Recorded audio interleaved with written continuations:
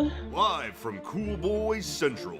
You're the boss down there. I'm boss up here. From bat tips to bat nips, we are just cool boys revisiting Batman, the animated series, and wearing hats. This is Batman and Beyond, a Cool Boys podcast. I see Batman and Beyond. Greetings, Cool Boy Nation, and welcome to another installment of Batman and Beyond. Woo woo! A Cool Boys podcast. I'm Ballard. And I'm Steve. So cool.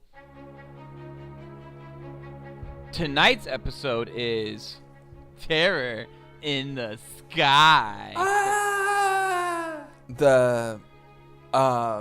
You already got something to say. I mean, I haven't even gotten to the director yet. Just because of the terror in the sky, you know.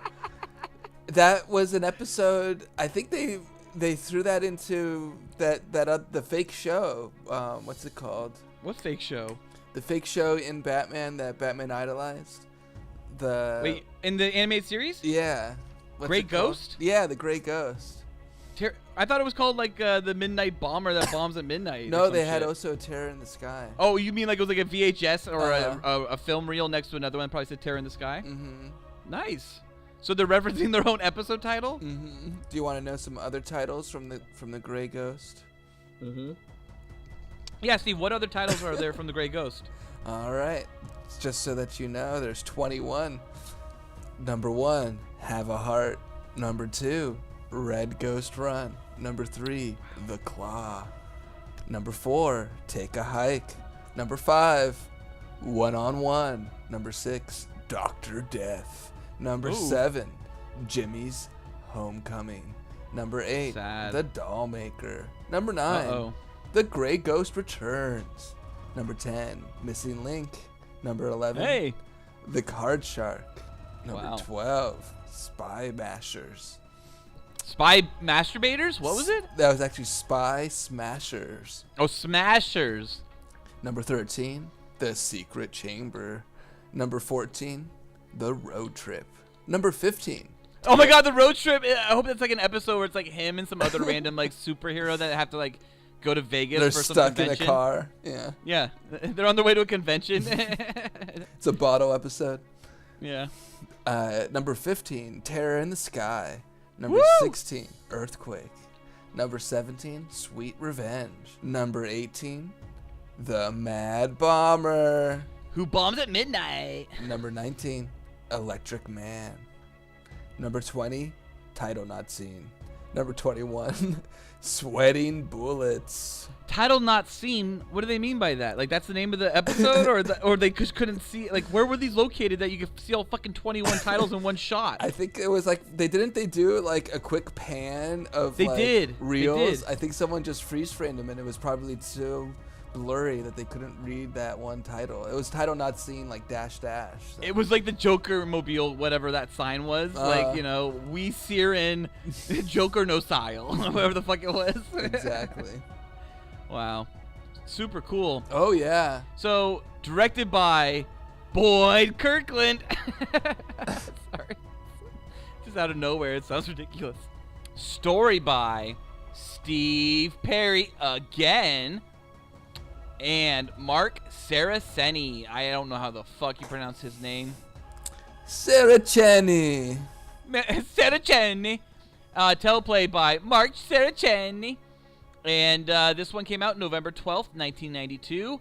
And the villain is, spoiler alert, She-Bat, not Man-Bat.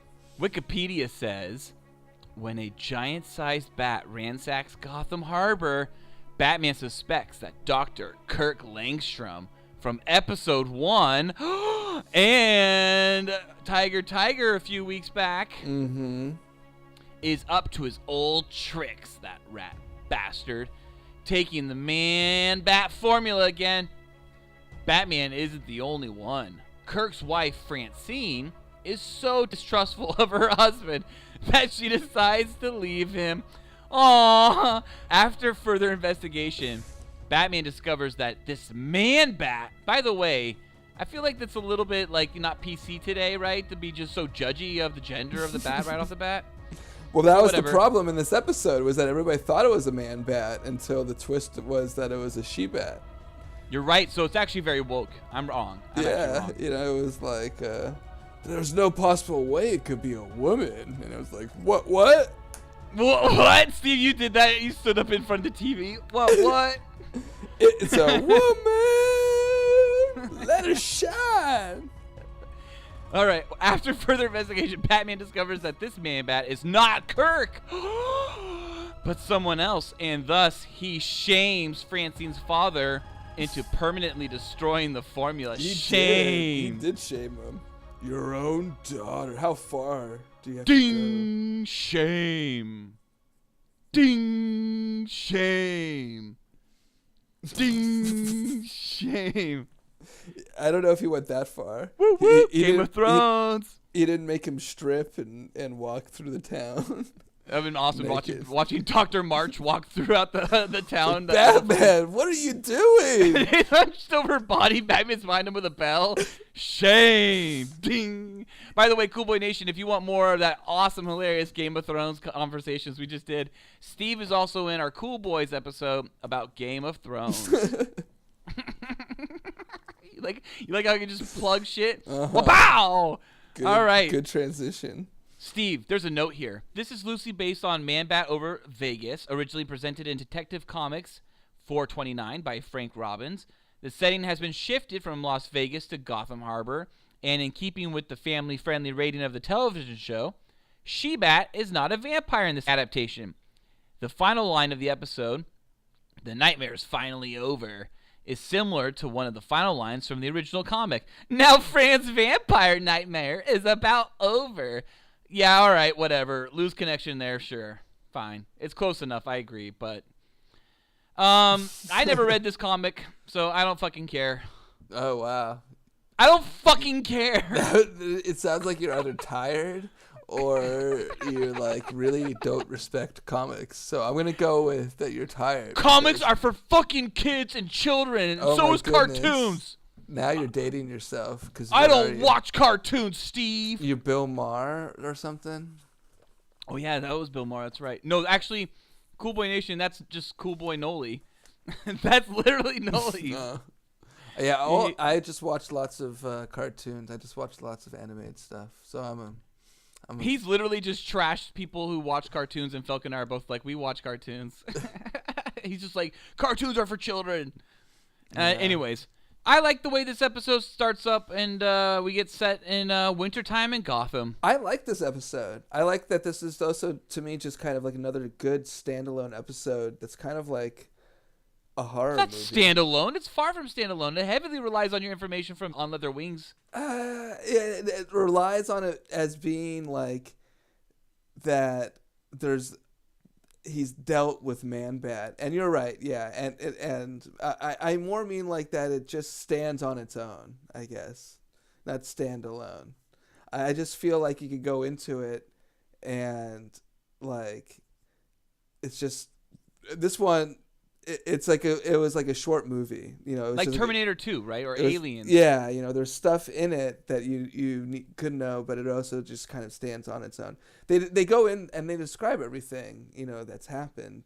He tells them, oh, you've done the serum isn't working, and this one to me is also more on the supernatural and kind of like a horror movie, and it has that whole misdirection where it's definitely trying to make you think it's not the wife, you know. So this was a good episode. The wife? Did you just do a Borat impression right then? Not on purpose. My wife. But yeah, so I enjoy this episode.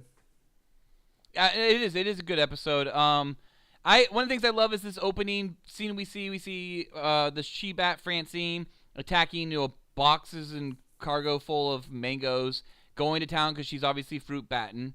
But Yeah, topless, that's interesting. Topless, Yeah. full on titties on display. This is supposed to be a woman as a bat right now. Her nipples are even drawn. We're And talking Joel Schumacher level of nipple accentuation. how does she get back into her clothes and he doesn't notice? Like that's kind of weird, right? Steve, you're barely touching the surface there, okay? Scratch deeper, Steve. Scratch deeper. So is Kurt having dreams of Francine's experience? Yeah. 'Cause when he looks over at the fucking mat and he sees mangoes and a claw mark, he he's knows like, that's what's me. going on. Yeah. Well, or I don't know if he knows what's going on or he's just fearful.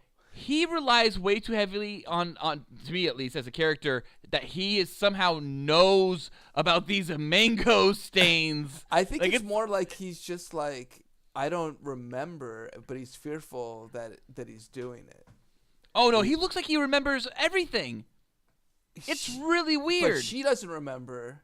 She remembers jack shit. And She's even like, what the fuck? She even asks him, do you remember what it was, or do you want to talk about your dream? He's like, no. And then she's just like, then go to fuck to bed, bitch. So, she's but like super harsh. I think it's all that misdirection part where it's not. He's just having nightmares probably from his past experience of being Man-Bat, and now he's seeing this stuff and he's like, am I turning back? I don't know. I don't remember. He honestly doesn't remember, I think. Hey, when you saw the bat eating all those mangoes, Uh-huh. tell me you did not just want to eat some mangoes. Like fresh mangoes, not dried mango, fresh mango. Oh, I was gonna go with the dried mangoes because I'm a fan of the dried mangoes. Oh, I like dried mangoes. I like chili dried mangoes and shit like that. You get it like whatever it is, Trader Joe's, Costco. But oh, dude, all I wanted to do was bite into some juicy, ripe fucking mangoes right then. Regarding the mangoes, I saw some stupid note that someone made. It was like, they were supposed to be mangoes, but when they fell, there was no seeds. So I don't know what sort of fruit they were. I thought that was what a funny. Wait, okay, a mango is one seed. It's one giant fucking seed. That's all it is. Yeah, and I guess they weren't when they were. Of course, you wouldn't see it falling. It's like she was eating around the seed. Why would she? And by the way, actually, if you do watch that scene, there's two big brown circles in her hand. At the very end, she drops them on the ground, which look like mango seeds. So I would say they actually showed the mango seed being thrown away. Idiot. Steve, right back to that person. I'm going Idiot. to. I'm going to. Idiot. Hey. Idiot. So Steve, we are shown the Bat Cycle again, and it's very sad because we are seeing the Bat Cycle for the last time, and this Bat Cycle has snow tires. Is it the last time? I think he has to go get a new one. Yeah, I guess he will rebuild it at some point. But but now we'll see snow tires again. We'll have to pay attention. But he does make a mention in like, what a week or something. He's like, the end of a perfect day. So Batman is like being sarcastic after his, his Bat Cycle gets wrecked. He's usually not that humorous. Yeah. But yeah, that was sad to see. Yeah, I actually kind of looked at it at first like he was kind of, oh, I'm going to die right now, aren't I? And then he kind of got out of the way in time. Well, I guess I definitely see your point. It's much more of a, okay, I'm about to lose this bike I like a lot. Well, I think it was after he survived, but his bike got No, crushed. He says it right before his bike gets just destroyed by the train. So the bike is set up, right? We see it hanging out in an alley with the super sparkly, sick-ass snow tires on it. But then we see it again later after he goes to see Kirk Langstrom and yell at Kirk Langstrom and boss him around and bully him a bit. Uh-huh. It's parked under a lamppost. That's really smart, Batman. A, you're not going to get raped because you're parked under the light. Smart move. It's very safe. On top of that, it was smart to lock it up. What if someone like the Joker or the Penguin just threw that shit into the back of a flatbed and just towed your shit away? You wouldn't have your bike anymore, so locked it up. Smart move. But then it also just kind of highlights it, right? We're spotlighted by the lamppost. And it gives it that sexy shine. So it hurts that much more when it's destroyed by the train later. It is sad. It is sad. I bet Robin though is pretty like stoked because now he's like, hey, I can make fun of you now for wrecking shit. You know? Is that a thing they've had with each other where they've been busting each other's balls for wrecking shit? I feel like Batman always holds everything over Robin, so now Robin probably has a little. I think you're reading a lot into that, but I think it's a good read, and I think you should run with it. Okay, just like my read on Alfred that you don't like. I think Alfred is a fucking monster, and the kind that rhymes with wild protester. I don't know. What? I was just not. I was going with the alleged. I didn't want to like flat out say anything. This is a bad about cartoon. Alfred. This isn't like. I don't want to get sued, Steve, by the estate of Alfred Pennyworth. So as Batman's walking to his bike, spotlighted beautifully, sexily underneath the lamppost, She-Bat comes roaring in, this time with a cut-off shirt, fully exposing all the side titty with nips. Steve, how are they getting away with this so hot fucking hardcore nipple action? Well, I don't think you're supposed to be attracted to it or turned on. You motherfucker! Because as soon as I saw this and I realized, the second time you see Man-Bat, when you realize it's She-Bat, I did at least kind of as a kid. I'm like, okay, why are we putting the shirt on? It's a little weird. It looks like the exact same outfit that Francine just walked out of. I kind of picked up on it. Especially later when it's really dropped on you. It's like, yes, this is Francine. She's the She-Bat. I was like, when she transforms back to a human after being a bat, it's going to be all these boobies falling out. And I was so excited as a little boy. I was like, yeah! Mm-hmm. Batman, I was getting so hot and bothered and flushed. And I was just watching the show for the whole ending. I was like, she's blonde. Yes, and she got big old titties. And then you know what they did? You thought that was going to happen? Yeah, you know what they fucking did to me, Steve? They psyched me out with some fucking sewed up shirt somehow all of a sudden. What was not sewed up at all earlier on in the episode is now sewed up, completely hiding all of the spilled out titties. And I was just like, fuck you. Fuck you, man. 1 out of 5 boys. Wow. That's right. I love one boy. That Batman that his helmet has the bat ears. Oh yeah. I think he had that last time we saw the bat cycle as well. But I love that. Yeah, I love that effect. The bat helmet, the full bat helmet. And he's really trying. He uses the while he's fighting the She-Bat, he uses his hook or whatever, his grappling hook, and is with all his strength trying to hold on to it, fishing. Push him down, pull him down, but she gets away. Yeah, it's like fishing, and the line broke. The boat got destroyed by a train going through the middle of the lake. But he was trying hard. Yeah, Steve, we missed also a little earlier. We had a Steve-sponsored cliffhanger act break. Mm-hmm. It was when She-Bat was swooping in for the kill on Batman when he was parked under that sexy spotlight of a lamp that was giving Batman all the great looks on that bat cycle. What is the comeback? When we come back from break, what is the answer to the swoop in for the kill, Steve? I'm not sure. He just rolls out of the way. No, okay, yeah, classic. It's like the dumbest thing. He literally just rolls. He just does a simple roll out of the way. It's perfectly fine. Good stuff. I like how he goes back, after accusing Dr. Kirk, Ward or whatever his name. Steve, accusing or bullying? Okay. Yeah, I think you're right. So he was bullying the fuck out of him. He's like, you're a fucking piece of shit, and I'm gonna get you, Kurt. Marriage, he comes in. And says, yeah, I know he does. He ruins his marriage. Francine's all like, Batman's here. What's going on, Kurt? I'm out of here. You've really changed, Kurt. And he's just little Francine. I'm working on a cure. Sure you are, Kurt. Is his name Kurt or Kirk? I think it's Kirk. Good. We've been doing it right this whole time. I like how the father is totally just evil scientist. By the way, I called that shit back in On Leather Wings. So if Cool Boy Nation, you go back to episode 1, we're watching episode 1, and I'm like, I don't know, this Dr. March guy, I don't know if I even called him Dr. March then, but I'm like, this doctor guy, whatever, he looks like a bad guy to me. And then Felk was like, I think it's because how they draw him, or you may have said that. And I was just like, I don't know, I'm getting this bad feeling. Well, fucking pays off. My intuition, or the fact that I simply just remember shit from when I was a kid, paid off because it fucking was like, booyah, this guy was a monster. Actually, I liked how he wasn't a real monster. I liked how he fucked up, but they they actually examine it, and then they're like, yeah, see, he fucked up, but he wasn't trying to be an asshole. Mm-hmm. Well, what was he? I mean, he was trying to perfect the serum, which was the bad thing, right? But the fuck up is that he drops it and Francine cuts herself and gets the serum in her somehow, right? All this amazing shit goes down for this perfect scenario for somehow this serum to get in her bloodstream, right? Yeah, I'm not sure how that would work, but she got stabbed by glass. Mm-hmm. And then she put her thumb deep into the fucking puddle, or whatever of serum in the carpet, and just let it soak in there for a little bit. Yeah, he's a bad guy. No, he's not, because once he realizes he fucked up, he goes and burns like everything about it. He like actually tries to make good. Yeah, only after it's affected his family. He didn't know that she was it. He actually thought that maybe Kurt was doing something or somebody else was fucking around. Once Batman's like, it's Francine, he's like, fuck, you're right, it is! Yeah, but before that, like, he just wanted to make the serum, so... Why?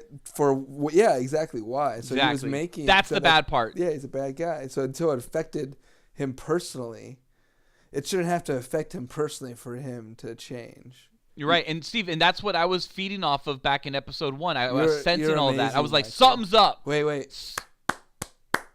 Yes! Woo! Let me join you. Woo! Way to go, Ballard. Ballard.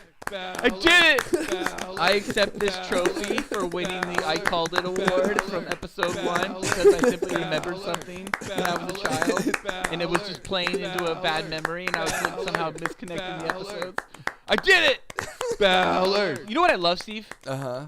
I love that we go immediately into a plane, and we have... Oh, it's a mistake. Oof. like a whole... What's a mistake? Her being on a plane. Oh, totally. It's like Hulk in a fucking subway car, right? Like, you don't want this ever to be the situation, but I love that they set us up in this plane because it's like great. Movie. Like, what a fucking like situation to give us, like a stressful, high-stakes scenario in which if this fucking woman freaks the fuck out, she's gonna eat everyone. Another little cliffhanger act break. Oh yeah, her breaking through the bathroom. Yeah. How does it resolve itself, Steve? Just the chick runs away, I guess. The flight attendant, Steve. The chick? How dare you? How dare you? That's a flight attendant. The stewardess? Is that what you think, Steve? Oh, you are so old school, man. Well, it's a woman, right, that ran away. The chick. The If woman, it was a chick. man would have fought. Oh, yeah. and then as soon as She-Bat starts attacking the plane, Steve, Uh-huh. the pilots are like, or a window gets blown open or a door gets blown open or whatever, right? A hole in the plane happens. The pilots radio it in, and they're just like, we gotta come in for an emergency landing. And Batman's like maybe a mile away, just like by chance, just flying nearby in the Batwing. We've never seen him get in the Batwing or go back for a Batwing. Last time we saw him, the Bat Cycle was just destroyed. Well, how else is he gonna find a flying creature? So he's just... Hey-o! Steve, your Batglider. It's on every rooftop. He's got like 50. It's a good point. But I think that the Batwing is probably the best one. In Arkham Knight, the video game, you find Man-Bat and you have to fight him with your Batglider. Yeah, that's not going to work. But when he It rescues does work. That's how you beat him in the game. Let me say my point on the goddamn flight attendant. Damn it. When he rescues the flight attendant, he uses this like metal bar like hook thing to catch her. Yeah, the Batwing's bat claw. Yeah, that would totally like cause some hardcore whiplash. Like that would be some hardcore Steve, danger. Are you fucking kidding me? Or just that like, was a sight to behold. Or just like rip skin, like as Steve, he's catching the the fabric. No, you're wrong. Batman's skill and maneuverability with that claw was unheard of and incredible artwork. I mean, it was like watching a painter. It was like Picasso paint, fucking anything in his blue period. I would say when he closes the door, it was like watching Picasso paint. But that was the best part. Steve, yeah, you're right. He not only catches the flight attendant and puts her safely back in the plane during an emergency landing, he's also closing the fucking door as a gentleman. Yeah, he's a nice guy. He sealed it, and they're like, and he probably should have like kind of patted the plane on its butt after, where it's just like, all right, go on, get out of here. Yeah. Thanks, miss. Way to go, Toots. We do follow up everything with Batman buzzing, and of course the She-Bat who has Kurt Langstrom who fell out of the plane when the hole in the plane blew up, and or the hole in the plane happened. And what happens is Kurt's fallen to his death, and She-Bat catches him. But then Batman tries to get her essentially to drop him for the next 5 minutes. She's trying to actively save this man, and he's just like, "I'll buzz you here, I'll buzz you there." And she's like, "Whoa!" She's about to drop him a whole bunch of times. Then she goes and lands on a bridge, and with her echolocation vision, we get to watch Batman standing on the Batwing as it floats at bridge top level, whatever that fucking thing is, right? And it's just the sickest shot. Like, he's so badass right there. Who does not want to fuck him right then? That wasn't what I wanted to do. That's the problem for Steve. I really love this episode because we're at the point right now we're watching the transformation, Steve, and here it is. Were you really hoping this is, as a little kid, your moment to shine? She just got the antidote shot into her by Batman, hashtag me too, and then she, her shirt's all sewed up. I don't know how it happens. It was magic. Well, it was more that it was like she was super large in the She-Bat, No, when she's She-Bat, there is no connection under the armpit, and all of a sudden, when she becomes a human being, Francine again, it fully connects from under the armpit all the way to the waistline. I was robbed. I was fucking robbed. I think you should write, a letter. One boy. That's what I give this episode. Because I loved it all the way to that point. Literally, I loved it all the way to that point, and then I was like, one boy, fuck you. Mm-hmm. No, I give it 4.5 out of 5 boys. 4. I liked it a little bit more than I liked On Leather Wings. I think I gave On Leather Wings 4 out of 5 boys. I liked a little bit more. I thought it was a better story. I thought they did a better job with the story, with the Man-Bat character, essentially, quote unquote. Mm-hmm. I give this one 5 out of 5. I enjoyed it. Yeah, it's great. It was a lot of fun. I like I said before, that to me it kind of stood on its own, but obviously it was continuing the story of Man-Bat and just these scientists. There's like this kind of fucked up sort of family of scientists, of mad scientists. And I thought it was a well done episode. Is this it for the Langstroms? I'm not sure. I think that maybe I've seen some notes on Dr. March that he might kind of pop up in other places. Great She-Bat stuff, Steve. Mm-hmm. Sexy. Great Man-Bat stuff, Steve. Mm-hmm. Sexy.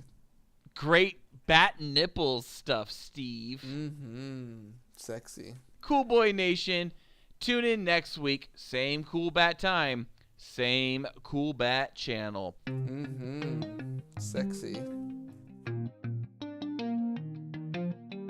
Cool Boy Bat Nation, be sure to let us bat know what you bat thought of Terror in the Sky, or what your favorite bat episode is by emailing us at batmanandbeyondcoolboys@gmail.com. New episodes come out every Tuesday. Also, please check out our other great Cool Boy Central content with the Cool Boys podcast on iTunes, SoundCloud, Google Play, and Patreon. Be sure to like and subscribe to the Cool Boys. Also, review us on iTunes. You can donate to us on Patreon. It only costs $1, and you will receive special access to content too hot to air. You can find the Cool Boys on Patreon at www.patreon.com/coolboyspodcast. Thank you for listening. Stay cool, Cool Boy Bat Nation. Until next time, it's Bizees from Bat Ballard. And that's Bat Bizees from Bat Steve. So cool. Batman and beyond. Oh yeah. Batman and beyond. Oh,